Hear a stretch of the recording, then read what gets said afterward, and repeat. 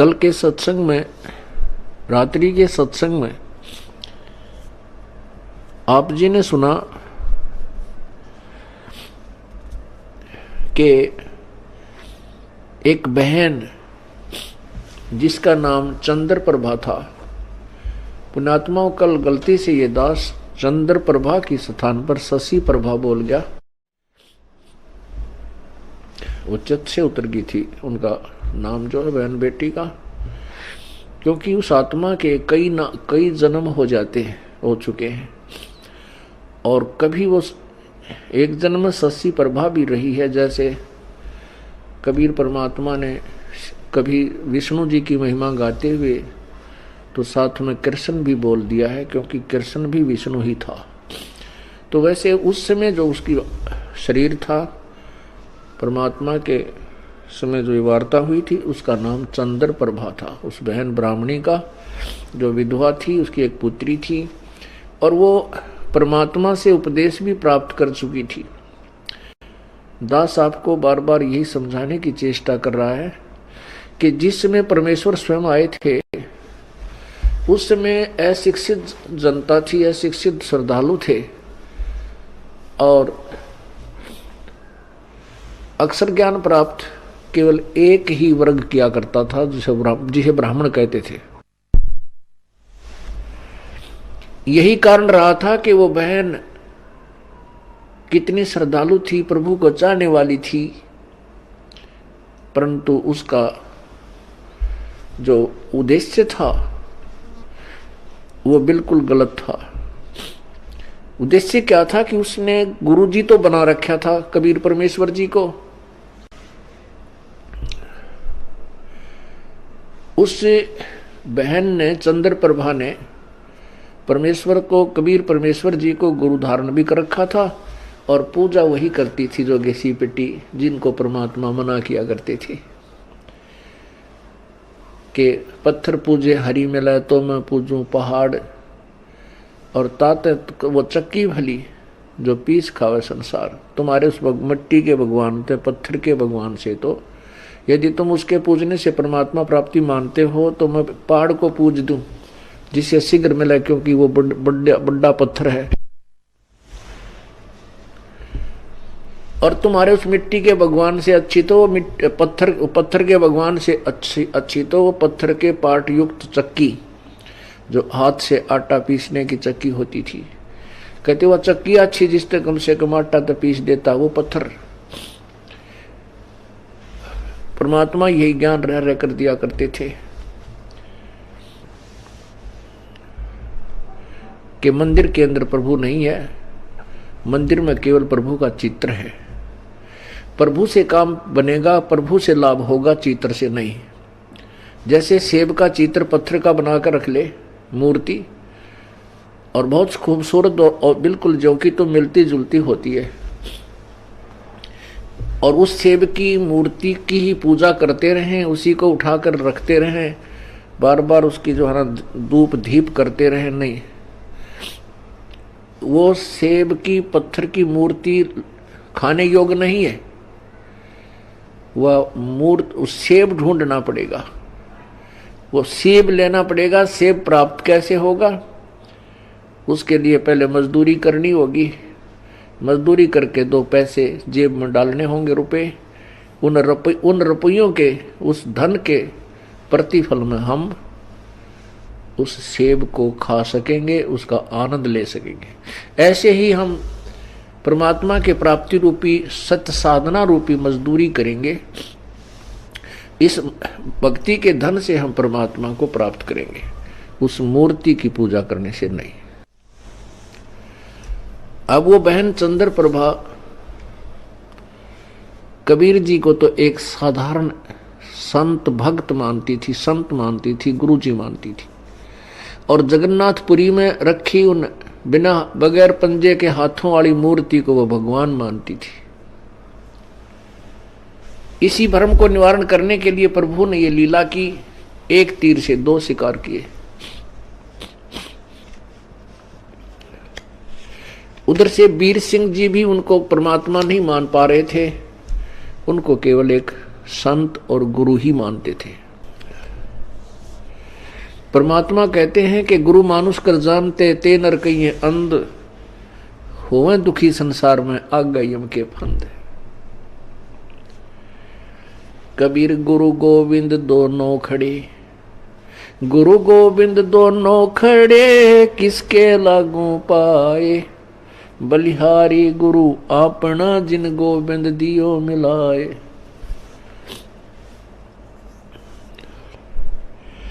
कबीर हरि के रूठता, गुरु की शरण में जावे, कहें कबीर गुरु रूठ गए तो हरि ना होत सहाय। पुण्यात्मा, हमने गुरु जी को परमात्मा मानना पड़ेगा। उस समय तो परमात्मा स्वयं आए थे, लेकिन वो भूमिका गुरु की ही कर रहे थे, एक संत की कर रहे थे। और उस समय परमात्मा स्वयं आए हुए थे तो भी ज्ञानहीन व्यक्ति, श्रद्धालु, अनुयायी, तो भी उनको एक सिंपल मैन मानते थे, एक भक्त गुरु संत ही मानते थे। क्योंकि ऐसे शिक्षित व्यक्ति जो होते हैं वो ज्ञान के तह तक नहीं पहुंच पाते। कितनी बार समझा लिया प्रभु ने, लेकिन एक वो अक्षर ज्ञान युक्त अज्ञानी संस्कृत भाषा बोलकर और उस भोली आत्माओं को गुमराह कर देता था कि तुम्हारा गुरु तो अशिक्षित है, उसको अक्षर ज्ञान है ही नहीं, वो वेदों और गीता के बारे में जानता ही नहीं, वो तो कोरी बकवाद घड़ता है, झूठ बोलता है। तो हम वो अनुयायी जो प्रभु के थे वो विचलित हो जाते थे और वो मान लेते थे उस अज्ञानी अक्षर ज्ञान युक्त प्राणी की इन बातों को कि सचमुच हमारे गुरु जी तो अशिक्षित हैं, इसलिए ये वेदों और गीता को तो नहीं जान सकते। और वेदों और गीता जी के बारे में तो ब्राह्मण लोग ही सही बताते हैं, पुराणों के विषय में यही सही जानते हैं, क्योंकि सभी पुराण, सभी पवित्र सदग्रंथ, पवित्र गीता जी, पवित्र चारों वेद, पवित्र पुराण सभी संस्कृत लैंग्वेज के अंदर लिपिबद्ध है। इस बात का वो नाजायज फायदा उठाएगी। परमात्मा ने इसलिए ये समय सेलेक्ट किया, ये टाइम सेलेक्ट किया कि पिछली पीढ़ी के अंदर शिक्षित होगा सारा समाज, उस समय ये मेरे को पहचान पाएंगे मेरे बच्चे, और इन काल के दूतों को ये धिक्कार देंगे, ठुकरा देंगे, छोड़ देंगे, त्याग देंगे। गुरु मानुष कर जानते ते नर कहिए अंध, ओए दुखी संसार में आग यम के फंद। पुण्यात्मा, अज्ञान की इतनी गहरी छाप हमारे ऊपर हो चुकी है कि हम परमात्मा की परिभाषा से अपरिचित हैं। हम परमात्मा को निराकार मानते हैं। ये अज्ञानी संत, ऋषि, महर्षि और गुरुजन परमात्मा को निराकार बताते रहे, जबकि हमारे सब सदग्रंथ और जिन महापुरुषों ने परमात्मा के दर्शन हुए, उन्होंने अपनी अमृतवाणी में परमात्मा को साकार बताया है और मनुष्य सदृश बताया है, मनुष्य जैसा। लेकिन उनके शरीर के मटेरियल में और हमारे शरीर के मटेरियल में बहुत अंतर है। परमेश्वर का शरीर तेज पुंज का है, उनके शरीर की शोभा बहुत ही अधिक है। करोड़ सूर्य और करोड़ चंद्रमा की मिली जुली रोशनी भी उनके एक रोमकूप की रोशनी से फीकी है। वो साकार हैं और मनुष्य सदृश हैं। परमात्मा के उस स्वरूप को चरम दृष्टि से नहीं देखा जा सकता, उसको केवल दिव्य दृष्टि से देखा जा सकता है। और परमात्मा जब यहाँ आते हैं, अपने उस अत्यधिक तेजों में शरीर के ऊपर एक हल्का ओवरकोट डालकर अपने शरीर के उस वास्तविक तेज को कुछ छुपा करके यहाँ प्रकट होते हैं। सहशरीर आते हैं और सहशरीर चली जाते हैं। उसमें वे एक संत, भक्त, हंस और एक जनसाधारण की भूमिका करते हैं। परमात्मा पाने के लिए गुरु जी, गुरु बनाना अति आवश्यक है। राम कृष्ण से कौन बड़ो, उन्हों भी गुरु कीन, तीन लोक के वे धनी, गुरु अग अधीन। राम कृष्ण बढ़ते पुर राजा, तीन गुरु बंद कीन निज काजा। कहते हैं राम कृष्ण से तो तुम किसी को बड़ा नहीं मानते। उन श्री रामचंद्र जी ने और श्री कृष्ण चंद्र जी ने भी गुरु बनाए और वो तीन लोक के मालिक भी गुरु जी के समक्ष नतमस्तक रहे, एक गुरु मर्यादा में रहे। श्री रामचंद्र जी ने वशिष्ठ जी को गुरु बनाया और श्री कृष्ण चंद्र जी ने दुर्वासा जी को आध्यात्मिक गुरु बनाया। श्री कृष्ण जी के संदीपनी जो थे वो अक्षर ज्ञान के गुरु थे, उन्होंने उनको अक्षर ज्ञान सिखाया था। गुरु मानुष कर जानते, अब ये तो सिद्ध हुआ कि गुरु का होना अति आवश्यक है। आध्यात्मिक अपने इस ज्ञान, आध्यात्मिक मार्ग को, आध्यात्मिक क्रियाओं को सफल करने के लिए, परमात्मा प्राप्ति के लिए गुरु जी का होना अति आवश्यक है।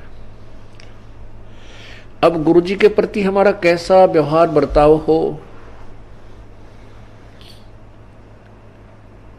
गुरु गोविंद कर जानियो, रहिए शब्द समाये, मिले तो दंडवत बंदगी, नहीं पल पल ध्यान लगावे। कहते हैं परमात्मा स्वयं संकेत कर रहे हैं कि गुरु गोविंद कर जानियो, गुरु जी को भगवान मानकर चलना और उनकी आज्ञा का पालन करना, उनके द्वारा दिए गए मंत्र का खूब डट के साधना करना, भजन करना श्रद्धा से। और जब भी आपको मिले दंडोत प्रणाम कीजिए। यदि आपसे दूर हैं तो पल पल उन्हीं का ध्यान कीजिए।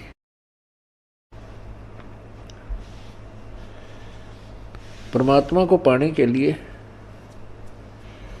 हमने वो प्रत्येक प्रयत्न करना पड़ेगा जो प्रभु पाने में सहयोगी है।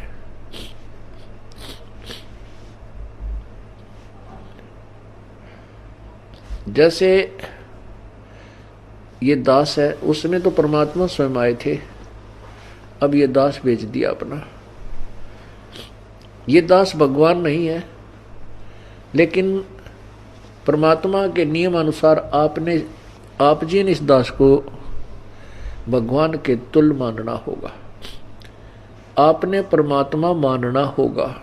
फॉर एग्जाम्पल, जैसे एक मैथमेटिक्स का, गणित का एक प्रश्न होता है ऋण का, उसके अंदर मूलधन ज्ञात करना होता है। मूलधन ज्ञात करना होता है, उसमें सपोज करना होता है, उसमें मानना होता है, मान लीजिए मूलधन 100 रुपये। वो जो मूलधन हमने ज्ञात करना होता है वो तो लाखों और करोड़ों में होता है, लेकिन 100 रुपये मूलधन मानकर फिर दर निकाली जाती है। उस दर को मल्टीप्लाई करके फिर वो वास्तविक मूलधन निकाला जाता है। जब तक 100 रुपये मूलधन नहीं मानेंगे तब तक वो वास्तविक मूलधन आपको प्राप्त नहीं हो सकता, आपका प्रश्न हल नहीं हो सकता और आपको 0 नंबर मिलेंगे। इसी प्रकार ये भक्ति, आध्यात्मिक परमात्मा प्राप्ति रूपी जो प्रश्न है, ये इक्वेशन है, ये क्वेश्चन है, इसको हल करने के लिए, इसको सोल्व करने के लिए आपने इस दास को भगवान मानना पड़ेगा। तब आपकी आध्यात्मिक क्रियाएं सफल होंगी। जैसे आप यहां से जाओगे, आपने परमात्मा देखा नहीं है, आपने इस दास को देखा है, वो परमेश्वर इस दास का रूप धारण करके आपके समक्ष वहां खड़ा होगा। अब जैसा जिसका व्यवहार इस दास के प्रति यहां है वो वैसा ही करेगा। जैसा आपका इस दास के प्रति आपके मन में दोष या श्रद्धा है वो ज्यों की त्यों वहां होगी। जब आपकी वहां एक बार फिर जो है पछोड़ लाओगा परमात्मा, आपके पास भक्ति धन भी है, आपके अंदर गुरु जी के प्रति वह श्रद्धा नहीं है जितनी भगवान के प्रति होनी चाहिए, तो भी आप वहां से रिजेक्टेड हो जाओगे तिरकुटी के ऊपर। पुण्यात्माओं, ये आपको रिहर्सल कराई जा रही है आपसे, और आपने इस रिहर्सल में इस दास को प्रभु मानकर व्यवहार करना है, परमात्मा जानकर हर तरह की क्रिया करनी है। बोलते समय, चालते समय, अंदर में कोई विशेष गुरु जी के विषय में विवेचन करते समय आपने ये जानना पड़ेगा कि जैसे हम भगवान के बारे में सोच रहे हैं, आपने ये विचार करना चाहिए कि हम गुरु जी के बारे में क्या सोच रहे हैं। नहीं, हम भगवान के बारे में सोच रहे हैं। यदि इस दास में कोई दोष देख रहे हो तो आप परमात्मा में दोष देख रहे हो, या तो फिर त्याग जाइए, यहां से चले जाइए। आपको ऐसे गुरु की आवश्यकता नहीं जिसमें आप दोष निकाल रहे हो। हम इसी प्रकार परमात्मा को प्राप्त कर सकते हैं। गुरु मानुष कर जानते ते नर कहिए अंधे, ओवे दुखी संसार में आग काल के फंद। गुरु जी के प्रति आपकी कैसी श्रद्धा हो।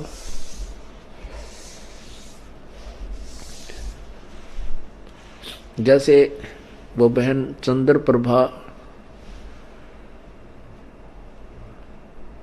परमात्मा गुरु जी को भी गुरु भी धारण कर रखा था, और जगन्नाथ जो पुरी वाला भगवान है, जो मिट्टी का माधो, उसको भगवान मान रही, और वो वास्तविक परमात्मा उनके पास रहे, उनसे बात करे, उनको ज्ञान समझा, उसको सुख दे, वो भगवान नहीं। फिर भी श्रद्धा वही थी उस नालायक की।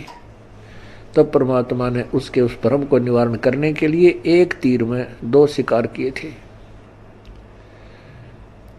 उधर से वीर सिंह बघेल, काशी नरेश भी उनको केवल एक सिंपल मैन और एक संत मान रहे थे। जब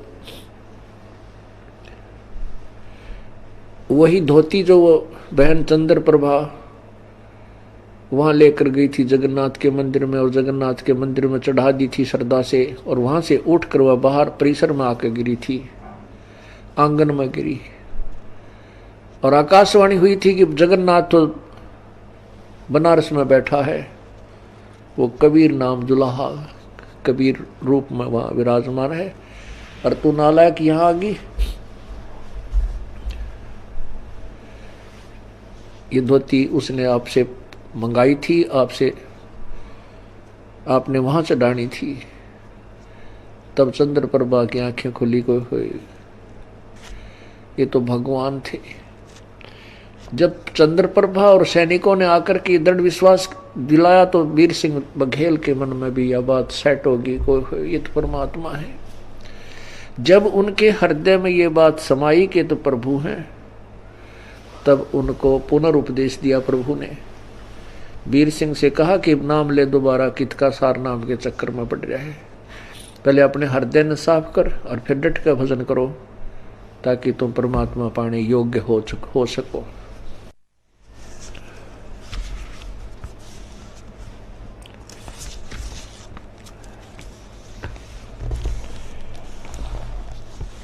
गुरु जी के प्रति गुरु की महिमा आप प्रतिदिन पढ़ते हो नित्य नियम में, लेकिन आप पढ़ते हो उसके ऊपर विवेचन नहीं करते। आप प्रतिदिन क्या सुनते और पढ़ते हो। कबीर दंडवत गोविंद गुरु बंधु अविजन सोए, पहले बहे प्रणाम तेन नमो जो आगे होए। कबीर दंडवत गोविंद गुरु, गोविंद गुरु माने गुरु भगवान को नमस्कार करूं।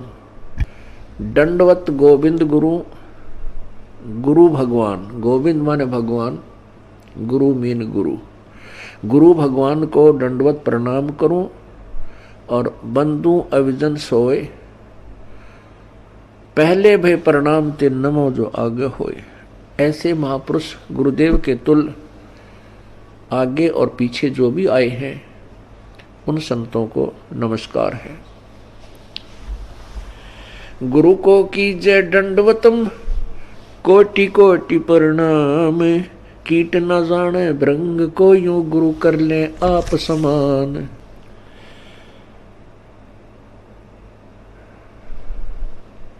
गुरु गोविंद कर जानियो, रहियो शब्द समाए, मिले तो दंडवत बंदगी, नहीं पल पल ध्यान लगावे। अपने गुरुदेव के प्रति परमात्मा तुल श्रद्धा बनाओगे तभी आप परमात्मा के चरणों में परमात्मा को प्राप्त कर सकोगे।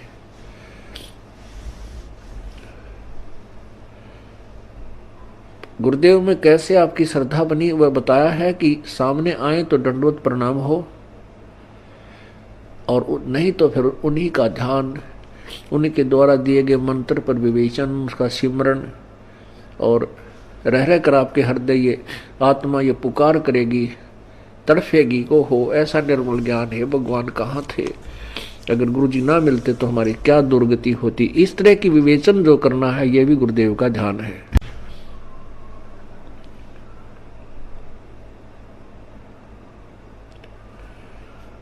अब क्या विचार करना हमने, सतगुरु के उपदेश का लाया एक विचार, जय सतगुरु मिलते नहीं जाते नरक द्वार। सतगुरु का अर्थ होता है तत्वदर्शी संत, यथार्थ ज्ञान प्रकाशक। जो सच्चा ज्ञान देने वाला है वो सतगुरु होता है। सतगुरु के उपदेश का लाया एक विचार, जय सतगुरु मिलते नहीं जाते नरक द्वार।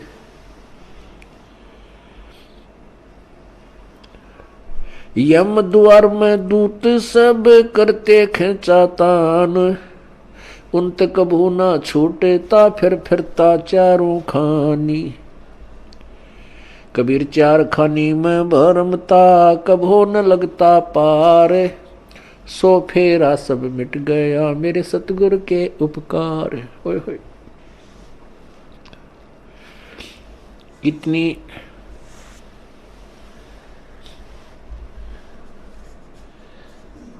हृदय विदारक वाणी परमेश्वर ने बोली है कि सतगुरु माने पूरे संत से और प्रॉपर वे ऑफ वर्शिप, यथार्थ परमात्मा की भक्ति हमें प्राप्त हुई तो हमारा कितना दुख निवारण हुआ। यदि सतगुरु ना मिलते और नकली गुरुओं के साथ हम लगे रहते, लोक वेद के आधार पर भक्ति करते रहते, तो क्या होता कि हम नरक में डाले जाते। वहां पर यम के दूत हमें खूब सताते। कैसे सताते हैं यम के दूत? जैसे किसी को कोड लगा हुआ हो और उसको फिर ये किसी के जख्म हो गए हो, फुंसी हो जाए, उनमें मवाद हो, ये मक्खियां कितना परेशान किया करती हैं। ऐसे यम के दूत नरक के अंदर इन प्राणियों को परेशान करते हैं।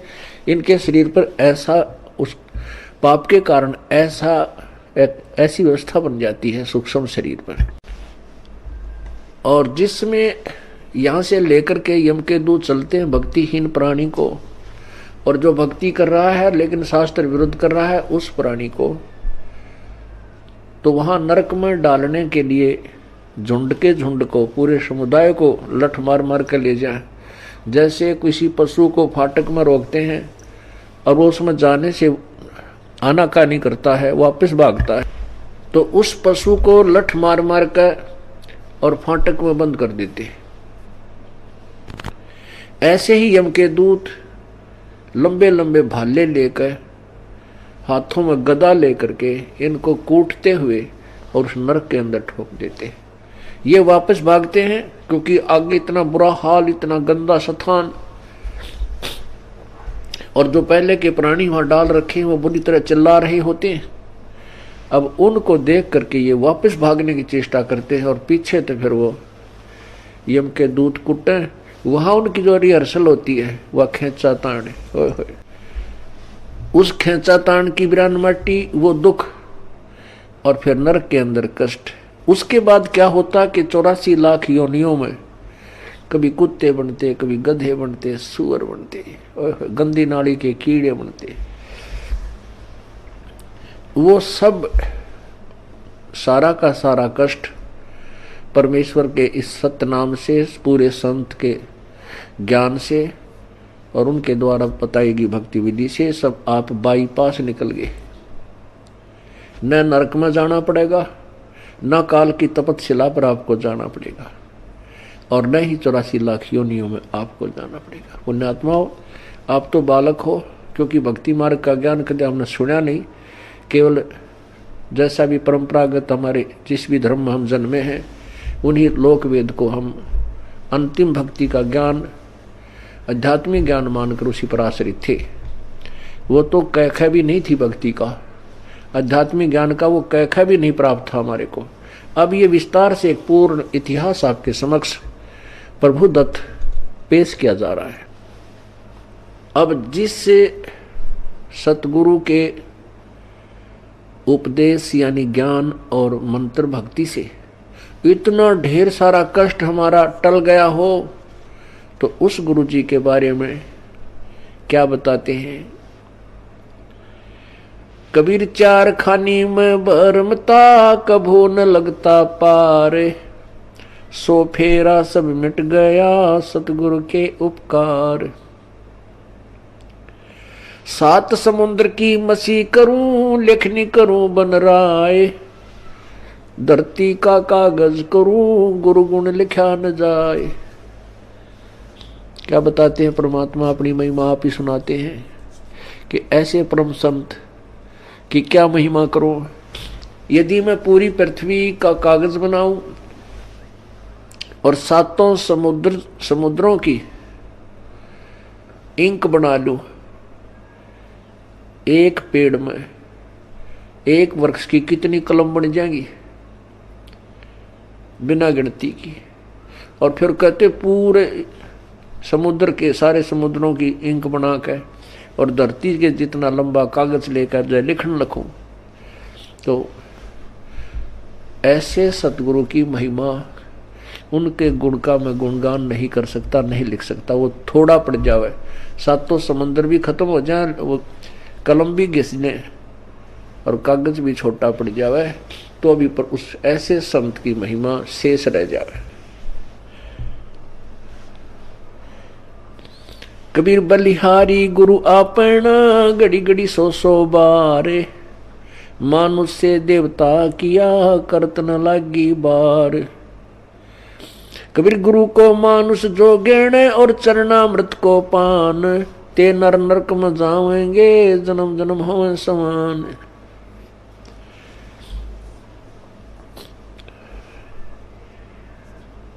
कहते हैं अपने सतगुरु के ऊपर मैं बलिहारी हूं, घड़ी घड़ी 100 बार उनके द्वारा दिए गए ये अनमोल ज्ञान रह रहकर उमंग के साथ याद किया जाता है, और ऐसे संत के प्रति एक विशेष श्रद्धा बनती चली जाती है। बलिहारी गुरु आपना, घड़ी घड़ी 100 बार, मानुष से देवता किया करत न लाई वार। हम मनुष्य का शरीर अवश्य रखते थे, लेकिन कर्म मनुष्य के हमारे नहीं थे। मनुष्य के कर्म अब प्रारंभ हुए हैं, बुराइयों से दूर होना और परमात्मा का यथार्थ भक्ति मार्ग ग्रहण करना। किसी को लूटना नहीं, चोरी नहीं करना, मिलावट नहीं करना, रिश्वत नहीं लेना, किसी की आत्मा नहीं दुखाना, क्योंकि आत्मा हम वैसे नहीं दुखाने से बंद हो सकते।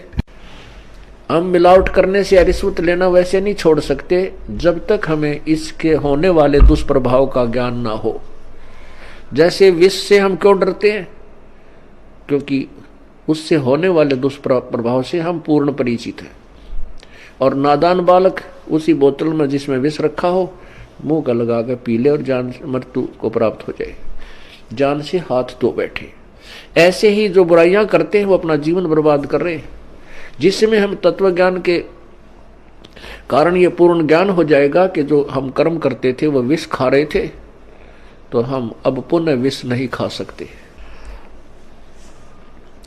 इसलिए परमात्मा अपनी महिमा भी बताते हैं कि गुरु मानुष से देवता किया और करत न लागी बार।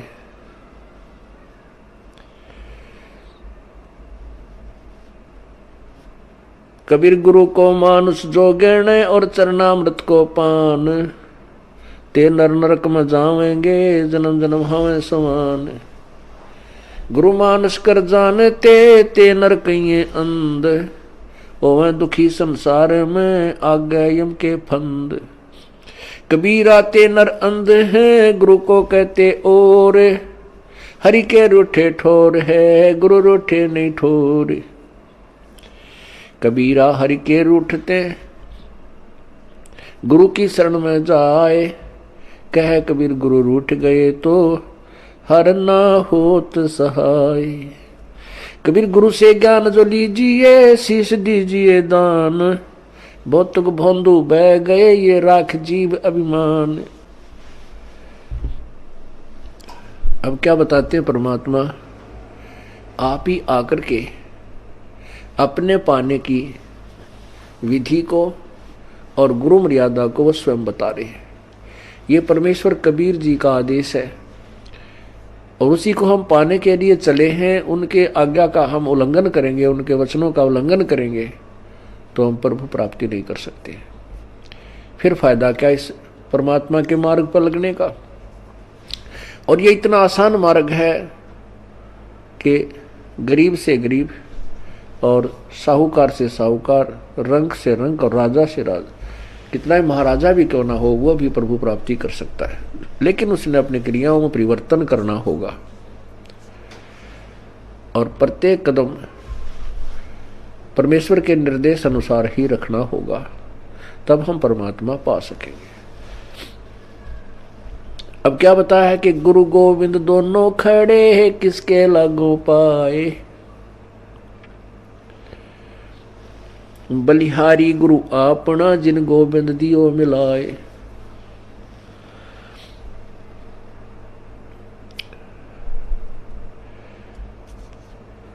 कबीर गुरु के रूठ त्या हरि की, कबीर हरि के रूठ त्या गुरु की शरण में जावे, कहे कबीर गुरु रूठ गए तो हर ना होत सहाय।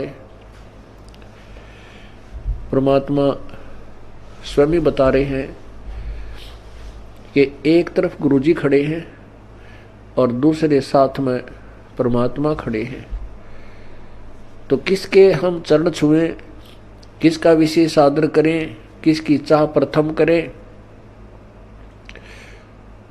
आप ही उत्तर दे रहे हैं कि बलिहारी गुरु आपना जिन गोविंद दियो मिलाए। अब इस उदाहरण को आपको समझाया जाएगा कि जैसे एक मटके में गड्ढे में जल है, वो तो समझो भगवान है। एक तरफ हैंडपंप खड़ा है वर्किंग पोजीशन में, चालू हालत में। एक तरफ तो हैंडपंप यानी नल है, एक तरफ एक मटके में घड़े में जल है। तो उस मटके के जल को तो भगवान समझो और नलके को गुरु जी समझो। तो इन दोनों में से कहते मैं किसके चरण छूं अर्थात किसको महत्व दूं? आप ही उत्तर देते हैं कि बलिहारी गुरु आपना जिन गोविंद दियो मिलाए। मटके में 10 किलो 20 किलो पानी है, जल है, और उसने कोई वो गिर जाता है, टूट जाता है, खत्म हुआ, या पीने से भी वो समाप्त हो जाता है। यदि हैंडपंप ठीक है, वो खराब नहीं है, तो इसे ऐसे 1000 मटके भर देगा। कहने का भाव ये है कि यदि आपका राम कब रूठ गया, कबीर हरि जय रूठ जा, कबीर गुरु जय रूठ गया तो हर नहीं होत सहाय। और यदि कबीर हरि जय रूठ जा, गुरु की शरण में जावे,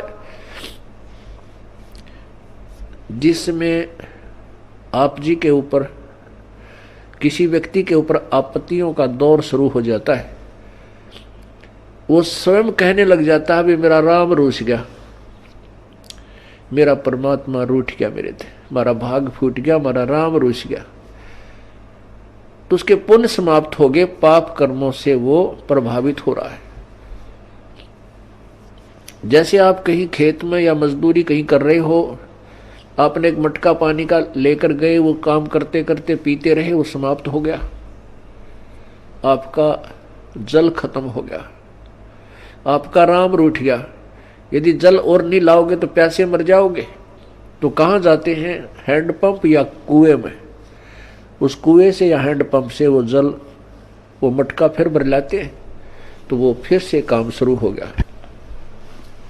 पुण्यात्मा जो दुखी प्राणी हैं, उनका राम रूठ गया, उनका राम रूठा हुआ है, उनका भगवान रूठा हुआ है, क्योंकि उनके पुण्य समाप्त हो गए। वो जल थोड़ा बहुत था, वो पी प्या लिया तुमने, खत्म कर दिया।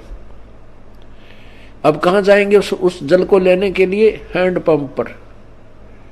हैंडपंप से आप फिर मटका भर लाइए, मटका भर लाए, फिर जो अभाव, जल के अभाव से जो कष्ट था वो समाप्त हो गया, आपके प्राण बचे। ऐसे ही गुरुजी हैंडपंप है और जल भगवान है। अब यदि आपने हैंडपंप पे तोड़ दिया, उसको मिस हैंडल करके, उसके साथ बदव्यवहार करके, उसका ऐसे ऐसे झटके पटके नू नू कर कर वो तोड़ दिया, उसकी कोई वासर खराब होगी या किसी प्रकार भी, तो जल आना बंद हो गया। तो फिर वो जल जितना आपके पास आपके पुण्य है वो चलेंगे, तब तक चलेंगे, उसके बाद फिर आपको फिर दुख शुरू हो जाएगा, अर्थात वो जल फिर प्राप्त करना होगा आपका। यदि आपने कहते हैं आपका गुरु रूठ गया, आपका हैंडपंप खराब हो गया, तो जल नहीं, हर नहीं करे सहाय, हर नहीं होत सहाय। वो जल तो रहा नहीं, क्योंकि हैंडपंप उसका स्रोत था। कबीर हरि के रूठते गुरु की शरण में जाए, कहें कबीर गुरु रूठेगे तो हर ना होत सहाय। परमात्मा आगे क्या बता रहे हैं? गुरु से ज्ञान जो लीजिए, शीश दीजिए दान। गुरु जी से आप उपदेश, नाम मंत्र ले रहे हो, तो अपना शीश समर्पण कर दीजिए। शीश सौंप देने का तात्पर्य है कि गुरु जी के प्रत्येक आज्ञा का पालन कीजिए। भौतिक भोंदू बह गए भाई, राख जीव अभिमान। होय होय, भौतिक भोंदू बह गए अपने मन में अभिमान बना के गुरु जी के समक्ष, तो वो जीव पार नहीं हो सकते।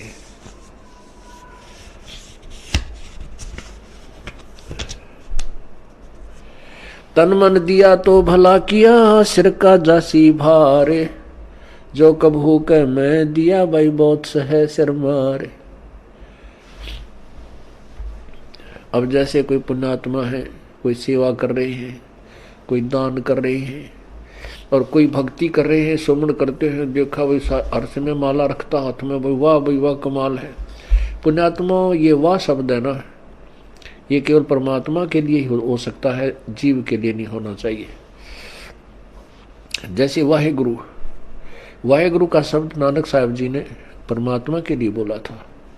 वाह का पात्र केवल एक ही है।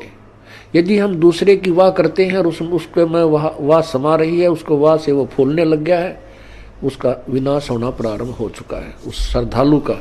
यदि कोई दान करता है और उस दान का उसी को फल मिल रहा है, और दूसरे उसकी दान किए हुए दान को से उसी की प्रशंसा करते हैं, तो ज्ञानहीन प्राणी होता है, उस प्रशंसा का पात्र बनकर वो अभिमान करने लग जाता है, बट नेचुरल है। जिसको ज्ञान नहीं है अवश्य होगा।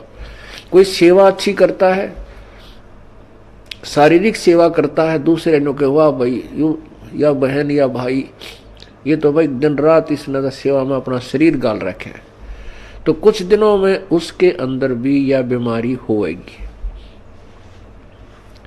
और वो उसके नाश का कारण बनता है। कोई सेवा करता है तो अपने लिए कर रहा है, हम उसकी प्रशंसा करते हैं, उसके तरफ आकर्षित होते हैं, तो महाराज जैसा बुद्धू नहीं, वो भक्त नहीं है, उसको ज्ञान नहीं है। कहते हैं गुरु को तजय भजय जो आना, तापसुआ को फोकट ज्ञाना। क्योंकि हम जिसकी प्रशंसा कर रहे हैं हम उसके ऊपर आसक्त हैं, बाई हुक एंड क्रुक, तो हम परमात्मा से हटकर उसकी तरफ आकर्षित हुए हैं, तो यह भी कमजोरी है। परमात्मा के पाने में हमने सारी कमजोरी मिटानी होगी। एक बूढ़ा आदमी डॉक्टर जी के पास गया और बूढ़ा बुजुर्ग कति अस्थि पिंजर शेष था, पतल आड़ दिखे, नारे नारे अस्थि दिखे। अब डॉक्टर जी ने देख लिया भाई ये तो बीमारी क्या है कि कमजोर आदमी है, कति शारीरिक वीकनेस घनी है इसमें। तो बूढ़े आदमी ने, उस वृद्ध ने कहा डॉक्टर जी मैं कुछ देर चलता हूं ना मेरा दम फूलने लग जाता है, सांस चढ़ जाए। डॉक्टर बोला भाई महाराज बुजुर्ग कमजोरी है आपको, आपका शरीर कमजोर हो गया। फिर कहता है गुरु डॉक्टर जी मैं खड़ा होता हूँ चक्कर आवे हैं। डॉक्टर बोला बूढ़ा कमजोरी है। फिर बोला जी पिंडी बढ़के हैं, यानी पिंडलियों में दर्द हो जाता है। डॉक्टर बोला कमजोरी है। अब बूढ़े को गुस्सा आ गया,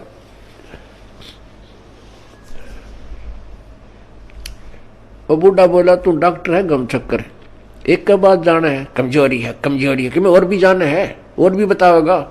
खूब क्रोधित हो गया। वो डॉक्टर बोला बूढ़े या भी कमजोरी है, क्योंकि कमजोर आदमी ने गुस्सा गणाया करे। तो पुण्यात्माओं ये हमारे अंदर जो कमजोरियां हैं ये हमने सारी हटानी पड़ेंगी, तब हम परमात्मा पा सकते हैं। ना तो ठीक है जी आप कर रहे हो ऐसा फल मिल जाएगा, और आने वाले जन्मों में आप राजा बन सकते हो, देव बन सकते हो, महादेव बन सकते हो, ब्रह्मा विष्णु महेश बन सकते हो, क्योंकि आपके अंदर इतनी कमाई बन जाएगी। और उसके बाद फिर आप गधे बन सकते हो और कुत्ते बन सकते हो। तो हमने या जन्म मरण का दीर्घ रोगी कटवाना पड़ेगा। अब समय आ गया है, उसकी औषधि का जो है खोज होगी है। जैसे पहले टीबी की कोई इलाज नहीं था, इसलिए इसको अक्षय रोग कहते थे। अक्षय माने नाश करने वाला, खत्म कर दे।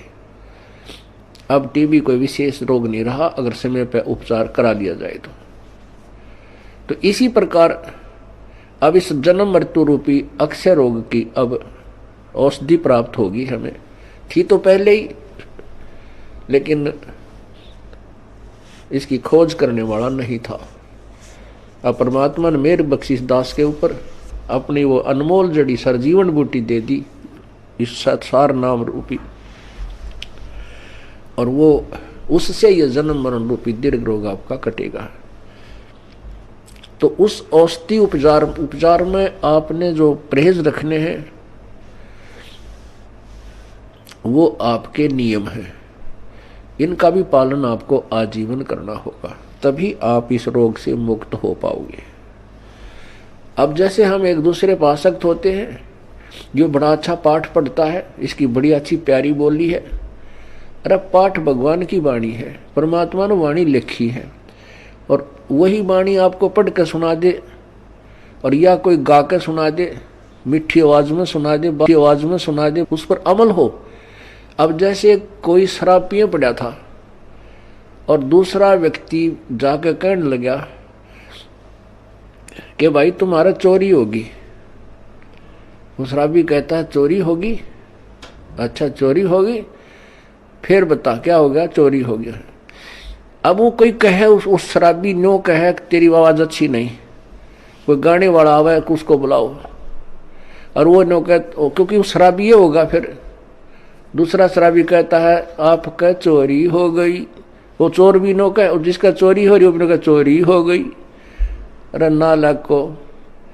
फिर वो नौका कहता हाँ ये बहुत बढ़िया बोल रहा है, इसकी आवाज बहुत प्यारी है, चोरी हो गई। और उसने नौका जाकर सिंपल वे में, भाई तुम्हारा घर में चोरी होगी और बहुत नुकसान हो गया है। यदि वो होश में है, शराब नहीं पी रखी, तुरंत कलेजा पकड़ेगा, अक भाई कितना नुकसान हो गया, तुरंत घर को चल पड़ेगा। यदि उसने भांग पी रखी है तो फिर नो कहेगा भाई इसकी आवाज बहुत अच्छी लगी, जो गा के सुना रहा चोरी हो गई। आप भी क्यों भांग के नशे में, अरे साहब वो मूर्ख जो उसने गा के सुना रहा चोरी हो गई। तो पुण्यात्मा आपको बार बार कहा रहा परमात्मा की वाणी है। क्या बताते हैं भगवान बार बार, इसने गा के कह दे चाहे वैसे कह दे, जो जिनकी भांग का नशा उतर गया वो तुरंत सचेत हो जाएंगे और उस मार्ग पर चल पड़ेंगे। क्या मन तू बस रे चल रे सुख के सागर, जहां शब्द सिंधु रत्नागर। अब चैत इसने नू गा के सुना दे, अर्थे सिंपल वे में कह दे, मन तू चल रे सुख के सागर, जहां शब्द सिंधु रत्नागर। कोट जन्म तेरे भरमत हो गए, कुछ ना हाथ लग्या रे, कुकर सुकर खरबा बोरे कौआ हंस उगारे। कोटि जन्म तू राजा की ना मिटी न मन की आशा, और भिक्षुकों का धर धर घूमया, ये मिला ना निर्गुण रासा। इंद्र कुबेर ईश की पदवी ब्रह्मा वर्ण धर्मराया, विष्णुनाथ के लोक को जाके फिर भी उल्टा आया। असंग जन्म तन मरत्या हो गए, जीवित क्यों नाम रह रे, द्वादश मद मैल मठ बोरे बोर ना दे धरे रे। दोजक भस्त सभी ते देखे, राजपाट के रसिया, और तीन लोक से तरपत नाई, ये मन भोगी खसिया। सतगुरु मिले तो इच्छा मेटे, पदमल पदे समाना, चल हंसा उस लोक पठाऊं जो आद अमर स्थाना। चार मुक्ति जहां चंपी करती माया होरी दासी, दास गरीब अभय पद पर से मिले राम अविनाशी। अब इस वाणी ने चाहे तो कोई गा के सुना दो, और चाहे भाई इसने वैसे सिंपल वे में कह दे, जब तक हम इस अनमोल वचन को जो प्रभु दत्त है, परमात्मा का दिया हुआ है, इसको हृदय में धार कर इसके अनुसार नहीं करेंगे, तो ना तो इसके गान तो फायदा, ना इसके वैसे कहने सुनने तो फायदा। इससे लाभ होगा जब हम इसके परमात्मा की वाणी पर अमल करेंगे और तुरंत उसका अनुसरण करके अपना मोक्ष प्राप्त करने का तरीका ढूंढेंगे। तो जैसे हम किसी और पर किसी भी पॉइंट से आसक्त होते हैं तो हम कमजोरी में हैं और हम पार नहीं हो सकते हैं। क्या बताते हैं, गुरु से अधिक ना कोई ठहराई, मोक्ष पंथ नहीं गुरु बिन पाई। राम कृष्ण बढ़ती उपुर राजा, तिन गुरु बंद कीन निज काजा। गेही भक्ति सतगुरु की करही, आदि नाम निज हृदय धरही। गुरु चरणन में ध्यान लगावे, अंत कपट गुरु से ना लावे। गुरु सेवा में फल सर्वस आवे, गुरु विमुख नर पार न पावे। गुरु सेवा में फल सर्वस आवे, गुरु विमुख नर पार न पावे। गुरु वचन निश्चय कर माने, पूरे गुरु की सेवा ठाने। गुरु जी का आदेश अवश्य माने और गुरु भी पूरा हो, पूरे गुरु की पूजा करे, पूरे गुरु के आधार से साधना करे। गुरु की शरणा लीजय भाई, तात जीव नरक नहीं जाई। गुरु कृपा कटे यम फांसी, विलम न हो मिले अविनाशी। गुरु बिन काहू न पाया ज्ञान, जो थोथा बोछड़े मूड किसाना। तीर्थ व्रत और सब पूजा, गुरु बिन दाता और न दूजा। नौ नाथ 84 सिद्धा, गुरु के चरण सेवै गोविंदा। गुरु बिन प्रेत जन्म सब पावे, वर्ष सहस्र गर्भ सुरहावे। गुरु बिन दान पुण्य जो करही, मिथ्या होवे कबू ना फल ही। गुरु बिन भरम न छूटे भाई, ही कोट उपाय करो चतुराई। गुरु के मिले कटे दुख पापा, जन्म जन्म के मिटे संतापा। गुरु के चरण सदा चित दीजय, जीवन जन्म सफल कर लीजय। गुरु भगता मम आत्म होई, वाके हृदय रहूं समोई। अब भगवान क्या बताते हैं दूसरा तरीका, कि जो गुरु का भक्त है, मेरे उस संत का भक्त है, अनुयायी है, श्रद्धालु है, सच्चे दिल से साधना कर रहा है, प्रत्येक आज्ञा का पालन करता है, तो कहते हैं उस मेरे वाले, मेरे भेजे गए हंस संत के का जो भक्त है वो मेरी आत्मा है, वो मेरा सच्चा यानी प्यारी आत्मा है, और उसके हृदय में मैं समाया रहता हूँ। आप जी के हृदय में जब तक परमात्मा है, कब तक है? जब तक आप इस दास को भगवान की दृष्टि में देखते हो, तब तक आपके हृदय में प्रभु है। और जब आपके मन में कोई दोष उत्पन्न होने लग जाता है तो काल प्रवेश कर जाता है, प्रभु हट जाता है। क्या कहते हैं भगवान? गुरु भक्ता मम आत्म होई, वाके हृदय रहूं समोई। गुरु का भक्त मेरी आत्मा हो है, और उसके हृदय में मैं समाया रहता हूं, अर्थात मेरी ही उपस्थिति बनी रहती है। और जब तक भगवान की उपस्थिति है तो आपकी श्रद्धा भगवान गुरुदेव के प्रति और भक्ति के प्रति एक पूरी निष्ठा बनी रहती है। जो ही आपके हृदय में कोई दोष आता है प्रभु गुरु जी के प्रति, चाहे किसी प्रकार से, चाहे प्रत्यक्ष या अप्रत्यक्ष, परमात्मा आपसे दूर हो जाता है। ऑटोमेटिक सिस्टम है। तो उसमें आपके विचारों में परिवर्तन, ये दास पहले आपको आज जो पुण्यात्मा, जब तक आपके हृदय में परमात्मा समाये हैं तब तक ये दास आपको क्या दिखता है ये तो आपको मालूम है, दास नहीं कहना चाहता। और जब आपके हृदय में काल समा जाएगा, ये दास आपको दुष्ट दिखाई देगा। दास वही है, पहले भी वही था और बाद में भी वही है, और आगे भी ऐसा ही रहेगा।